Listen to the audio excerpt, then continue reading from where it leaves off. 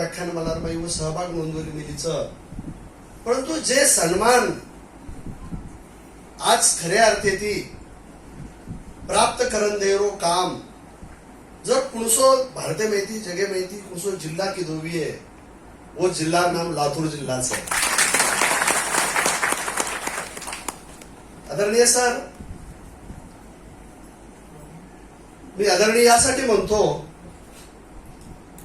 की 28 ग्रंथ लिहून जो सन्मान जो मान आम्ही प्राप्त केला नव्हता किंवा जी अपेक्षा केली नव्हती, मला वाटतं ती आज अपेक्षा लातूर जिल्ह्याने पूर्ण केलेली आहे। आणि याही गोष्टीचा मला आनंद वाटतो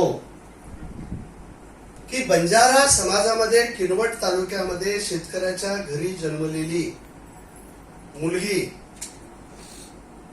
आज राज्याच्या राज्य आंग्ल भाषेच्या संचालक पदावर विराजमान आहे आणि ती माझी धर्मपत्नी आहे। आणि ती राज्याची नुसती संचालक नाही तर तिनेही 16 ग्रंथाचं खंडाचं लिखाण काम करत असताना 4 वर्षात पीजी आणि पीएचडी लग्नानंतर केलेली आहे आणि ती आज व्यासपीठावर विराजमान आहे। आणि बंजारा बोली भाषेतील कृती पुस्तिकेचं प्रकाशन आपल्यासारख्या अनुभवी व्यक्तीच्या हस्ते प्रकाशित व्हावं यापेक्षा कुठलाही सन्मान मला वाटतं असू शकत नाही। मी संविधानाचे सर्व डिबेट चाललेले आहेत, युट्यूबवर ते अवेलेबल आहेत।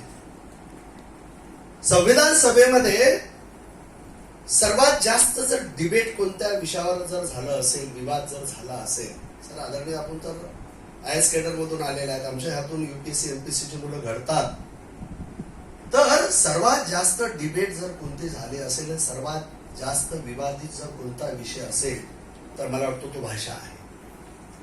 परंतु